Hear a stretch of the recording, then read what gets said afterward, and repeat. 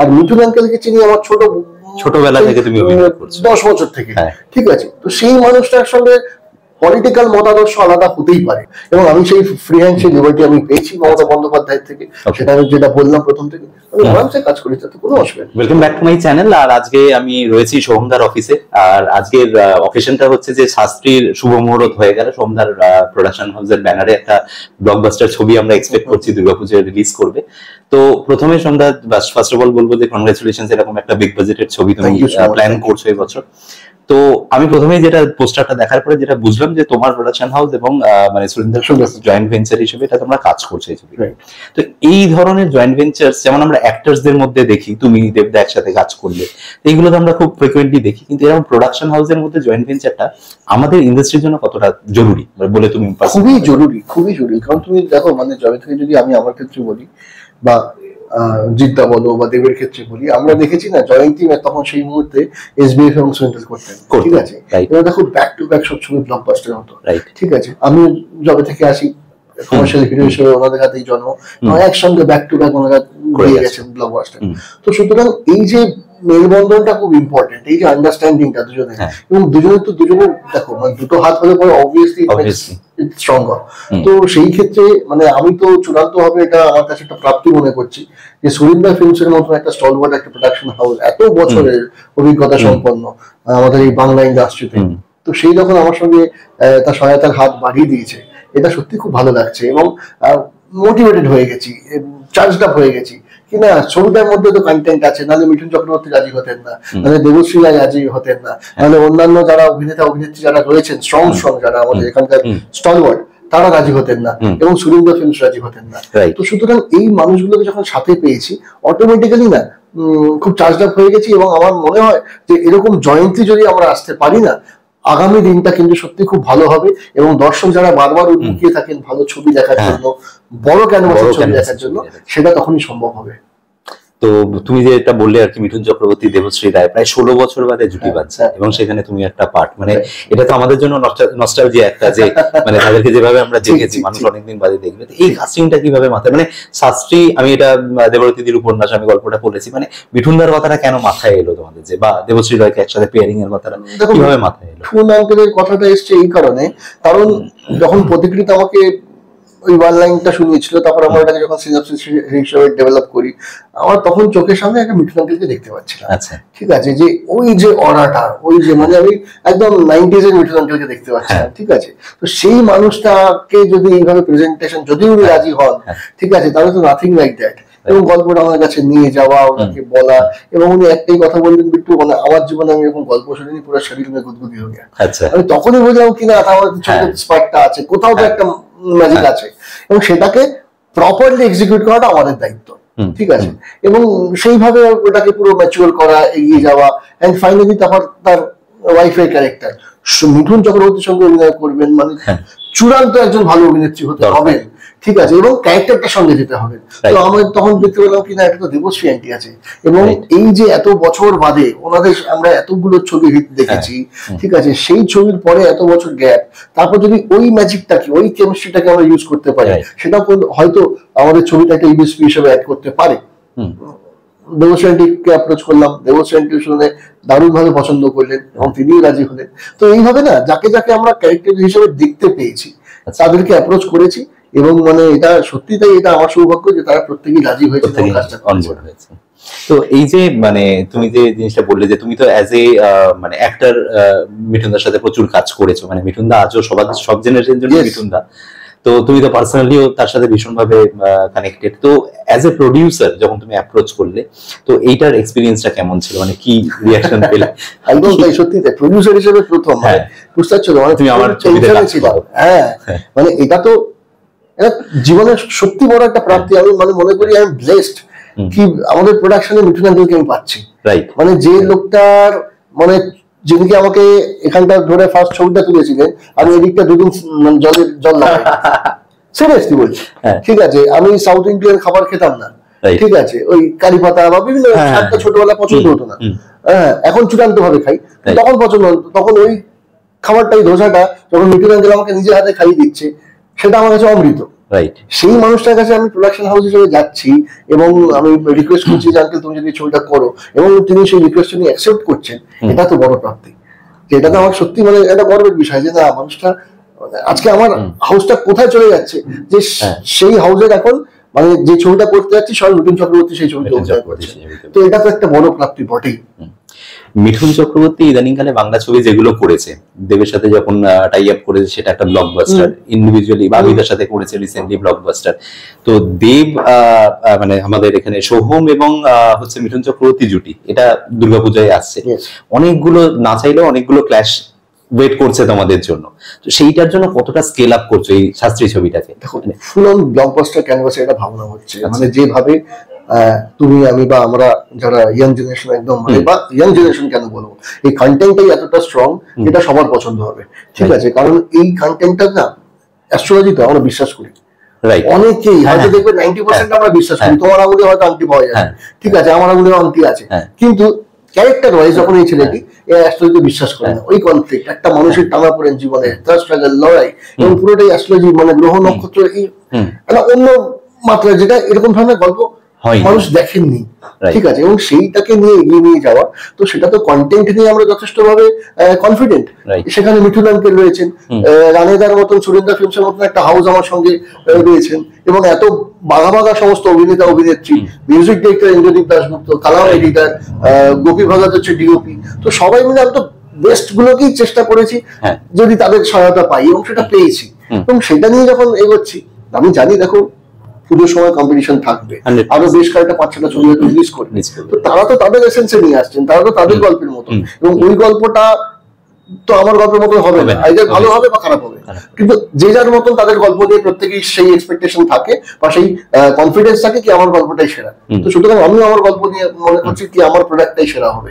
তো সেইটার জন্য healthy competition is most welcome, আমি তো রাজি আছি হেলদি কম্পিটিশন করতে, ঠিক আছে? এবং পিভিআর আইনক্স তার ডিস্ট্রিবিউশন করছে, তো সুতরাং সেই সমস্ত কিছু মিলিয়ে তো একটা স্ট্রং হোল্ড জায়গাতে আছে, তবেই না আমি ডিসিশনটা নিয়েছি কিনা পুজোয় আসতে পারবো। এতটা একটা ম্যাচিওর একটা স্ক্রিপ্ট নিয়ে, এতটা একটা ম্যাচিওর প্রোডাক্ট নিয়ে আমি আসতে পারবো কনফিডেন্টলি, যেখানে এই বিশ্বাসটা নিয়ে যে মানুষের ছবিটা ভালো লাগবে। হ্যাঁ, মানে তোমার কথা থেকেই বুঝতে পারছি আর কি, যে তুমি যেভাবে ধরো প্ল্যান গুলো শুরু থেকে যেভাবে ভেবেছো সেগুলো এখনো অব্দি সব ব্যাটে বলে হয়েছে, সেই কারণে আর কনফিডেন্ট যে পুজোতে বাকি রিলিজ গুলোর সাথে তুমি কমপ্লিট করার জায়গা আছে। জানি যে পুজোর সময় কেউ আমাকে ফাঁকা ময়দান ছেড়ে দেবে না, যে তুমি রিলিজ করো, ঠিক আছে, আমরা সবাই, হয় না, কখনো হয় না। এবং দেখো দর্শকের কাছেও তো অপশনসটা বাড়ে পুজোর সময়, কারণ সেই সময়টা দর্শক কিন্তু আনন্দের মুডে থাকেন, হ্যাঁ, উৎসবের মুডে থাকেন, খাওয়া দাওয়া, হই হুল্লোড়, প্যান্ডেল হপিং, সিনেমা দেখা। তো সুতরাং শাস্ত্রী যদি একটা ছবি পায়, একটা অন্য অপশন দর্শকের কাছে খুলে গেল, ঠিক আছে, তারা যদি দেখেন, তারা যদি দেখে পছন্দ করেন, তো অটোমেটিক্যালি তো আমি বুস্ট আপ করবো, ঠিক আছে? এবং ওয়ার্ড অফ মাউথটা খুব ইম্পর্টেন্ট। তারা যদি সেটা বলে তার পরিচিত জনকে বা তার প্রিয়জনকে যদি বলে যে না শাস্তিটা দেখে এসো, ভালো লাগছে, এইভাবেই তো আমরা বন্ধু বান্ধব আলোচনা করি যে যা গিয়ে দেখে আয় বা ভালো হয়েছে, এটাও যদি হয় আমি জানি যে শাস্তি কিন্তু ডেফিনেটলি একটা অন্য জায়গায় উঠবে। এটা এটা তুমি ডিসাইড করো তুমি এটার উত্তরটা দেবে কি দেবে না, কারণ তোমার মানে অভিনেতা, মানে তোমার এখানে প্রডিউসার, এবং তার পাশাপাশি তোমার একটা রাজনৈতিক সত্তাও রয়েছে, এবং এটা মানে একটা লেভেল থেকে একটা সার্টেন ইয়েতে যখন প্রথমবার মিঠুন চক্রবর্তীর সাথে দীপ কোলাবোরেট করলো প্রজাপতির জন্য, তো বিভিন্ন জায়গা থেকে বিভিন্ন মহল থেকে একটা কথা এসেছিল যে মিঠুন দাকে কাম ব্যাক করানোর পিছনে দেবের একটা বিরাট বড় জায়গা কাজ করেছে, তো তুমিও একই ধরনের রিস্ক নিচ্ছ, মানে এটা কি পুরোটাই ক্রিয়েটিভ লিবার্টি এইটা ভেবে, নাকি তোমার রাজনৈতিক সত্তাটা তুমি এখানে পুরো মানে ভুলে গিয়ে স্টপ রেখে? রাজনৈতিক সত্তাটা না আমাদের ফিল্ম ইন্ডাস্ট্রিতে ক্যামেরার সামনে বা ইন্ডাস্ট্রির মধ্যে না থাকাটাই বেটার সব সময়। কারণ দেখো আমি রাজনীতি জয়েন করেছি কিছু বছর আগে, রাইট, ঠিক আছে, হ্যাঁ অবশ্যই 2008-7 থেকে আমি অন্ধভক্ত মমতা বন্দ্যোপাধ্যায়ের, মানে আমি সেই সান্নিধ্য আমার হয়েছিল ওনার পাশে যাওয়ার, ওনার সঙ্গে থাকার, কাজ করার, এবং সেইখান থেকেই আমার সেই মনে হয়েছিল যদি ওনার পাশে থাকতে পারি, এবং সেই স্বীকৃতি, সেই স্নেহ উনি আমাকে দিয়েছেন, এটাই আমার কাছে প্রাপ্তি, এটা আমার কাছে আশীর্বাদ, ঠিক আছে। কিন্তু কখনো আজ অব্দি একবারও উনি কিন্তু আমাদের মধ্যে কখনো সেইটা মাথায় এনে দেননি বা বোঝাননি যে না তুমি একে নিয়ে কাজ করতে পারবেন না, ওকে নিয়ে কাজ করতে পারবেন না। কারণ এইটা কিন্তু ওনার থেকেই আমরা অনুপ্রাণিত, যে আমরা দেখেছি যে যখন কোনো রকম ভাবে আমাদের যে কোনো অপোজিশন পার্টির কেউ যখন বিপদে পড়ে বা শরীর খারাপ হয়, তখন কিন্তু দেখেছি উনি ছুটে গেছেন, উনি তার শুভেচ্ছা বার্তা পাঠিয়েছেন। তো এটা তো তার থেকে আমরা অনুপ্রাণিত, তার থেকে তো আমরা এটা শিক্ষণীয়। তো সুতরাং সেটা শিখেছি। আর মিঠুন আঙ্কেলকে চিনি আমার ছোটবেলা থেকে, তুমি 10 বছর থেকে, ঠিক আছে। তো সেই মানুষটার সঙ্গে পলিটিক্যাল মতাদর্শ আলাদা হতেই পারে, বাট দ্যাট ডাজন্ট মিন কি আমি তাকে পার্সোনালি তার জন্য তাকে পছন্দ করবো না বা অ্যাটাক করবো বা তিনি আমাকে করবেন, সেটা অভিপ্রেত নয়। সুতরাং সেই ক্ষেত্রে দেখো মতাদর্শ উনি একটাতে বিলিভ করেন, আমি একটাতে বিলিভ করি, বাট পলিটিক্যাল নিয়ে কোনো আলোচনা আমাদের হয় না, এবং যতবারই হয়েছে সেটা অন্য মাত্রায় ইয়ার্কি চরম ঠাট্টা, এবং he is very much professional. উনি কিন্তু জানেন যে ওনার কাজটা কিভাবে উনি করবেন, এবং সেটাও আমরা শিখছি, সেটাও দেখছি।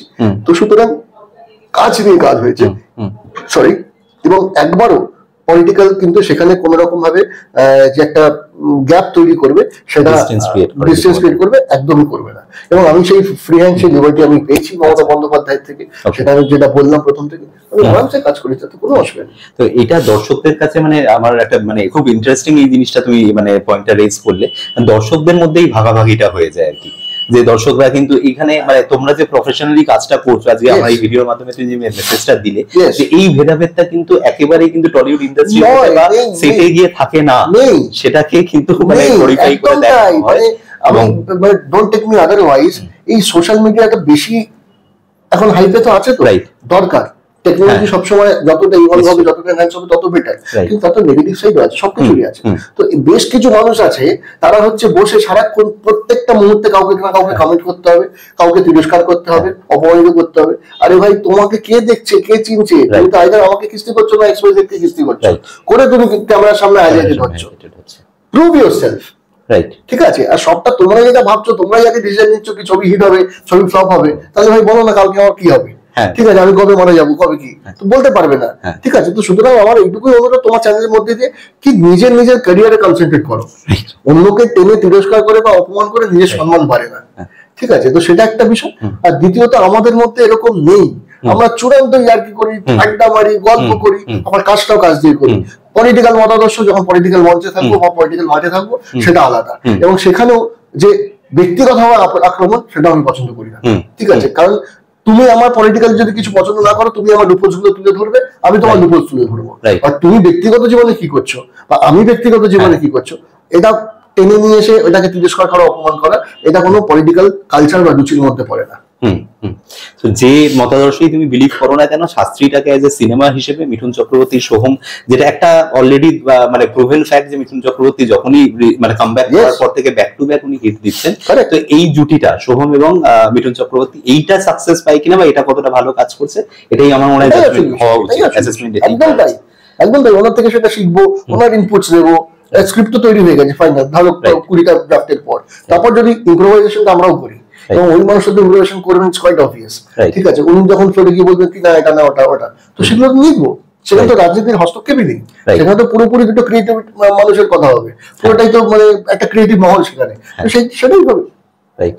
তো ফাইনাল ওয়ার্ড দর্শকদের কি বলবে? কাল থেকে তোমরা শুটে যাচ্ছ, আমরা ফার্স্ট মিঠুন চক্রবর্তী মানে আমি তো প্রথমে যখন পোস্টারটা তোমাদের এসছে হাতে মানে চশমাটা, এটাতে একটা সাংঘাতিক একটা ইয়ে ক্রিয়েট করেছে যে ভাই কবে দেখতে পারবো, আমরা কবে এক্সপেক্ট করবো যে ফার্স্ট ঝলক বা অ্যাটলিস্ট এরকম কিছু দেখতে পারবো? দেখো টিজার বা ফার্স্ট পোস্টার মিঠুন চক্রবর্তীর লুক, হ্যাঁ সেটা তো আস্তে আস্তে আসবে, ক্রমশ প্রকাশ আস্তে আস্তে আসবে, ঠিক আছে। কারণ উনি কালকেই এসেছেন এবং আগামী কাল থেকে, আজকে উনি সব শুনবে, সমস্ত লুক সেট করে আগামী কাল থেকে আমরা ফোরে যাব, ঠিক আছে। এবং ডেফিনেটলি সেটা ওনার ফটোশুট করে তারপর আস্তে আস্তে স্টেপ বাই স্টেপ আমরা প্রপারলি স্ট্র্যাটেজিক্যালি প্ল্যান করে আমরা একটা প্রমোশন করব। আস্তে আস্তে ওনার লুক রিভিল হবে, আস্তে আস্তে গল্পটার বিভিন্ন রকম, এবং সেটা আমাদের পেজে, আমার সমস এন্টারটেইনমেন্টের পেজে, সুরেন্দ্র ফিল্মসের পেজে চোখ রাখলেই দর্শকরা দেখতে পাবেন, জানতে পারবেন। তো বাট এইটুকু দর্শকদের থেকে চাইছি, সেটা হচ্ছে আশীর্বাদ চাইছি, সেই সাপোর্টটা চাইছি, সেই ভালোবাসাটা চাইছি, এবং এইটুকু নিশ্চিন্ত থাকুন কি শাস্ত্রী আমাদের হাউসের থেকে, অর্থাৎ সুরিন্দা ফিল্মস এবং আমার হাউসের থেকে কিন্তু একটা পুজোয় 2024-এ একটা ব্লকবাস্টার আসতে চলেছে। বাস কিপ ইউর ব্লেসিংস, সিনেমা হলে যান, সব কটা ছবি দেখুন, শাস্ত্রীয় দেখুন, সব ছবি দেখুন। সোহম দা যেটা প্রমিস করলো আর কি, যে একটা দারুণ ছবি উপহার আমরা পেতে চলেছি দুর্গাপুজোয়। এবার আমাদের কর্তব্য যেটা, সেটা হচ্ছে ছবিটাকে সেই মানে শাওয়ার অফ লাভ যেটা, সেটা দেওয়া। তো বাকি তো ডেফিনেটলি দর্শকই জনার্দন তারাই একদম, কারণ এখন ফেসবুকে ডিসাইড হয়ে যায় বা হোয়াটসঅ্যাপে ডিসাইড হয়ে যায় কোনটা হিট আর কোনটা ফ্লপ। এই ভার্ডিক্টটা না দিয়ে ছবিটাকে ছবির মতো করে হলে যাও না, হলে গিয়ে দেখো, হলে গিয়ে যদি পছন্দ হয় বা না পছন্দ হয় দুটোই মাথা পেতে নেবো। বাট আগে থেকেই ফেসবুকে দুম করে বলে দিলাম কি এটা হবে, মানে মানা যায় না, মানা যায় না, এটাই হচ্ছে বিষয়। তো একই সাথে এক ইন্টারভিউ এর মধ্যে কিন্তু আমরা অভিনেতা সোহমের কথাও শুনলাম, তার মিঠুন চক্রবর্তীর সাথে কাজ করার এক্সপিরিয়েন্স শুনলাম, অ্যাজ এ প্রডিউসার তাকে কাস্ট করার বিষয়টাও কিভাবে এসেছে সেটাও জানলাম, এবং রাজনৈতিক দিক থেকে সোহমদা কি ভাবছে সেটারও একটা কিন্তু রিফ্লেকশন পেলাম। তো এটা অসাধারণ একটা মানে সেশন হলো আমাদের। Thank you so much. তো রিকোয়েস্ট একটাই করবো, তোমরা সবাই এই ভিডিওটা দেখো, শেয়ার করো, আর ভালো লাগলে অবশ্যই চ্যানেলটাকে সাবস্ক্রাইব করো। আর সিনেমা হল কিন্তু শাস্ত্রীর জন্য আর কি গেটস ওপেন হবে দুর্গাপূজায়, তো তোমরা প্রত্যেকে হলে এসো। Let's of for a blockbuster. Yes. Thank you so much. Thank you so much.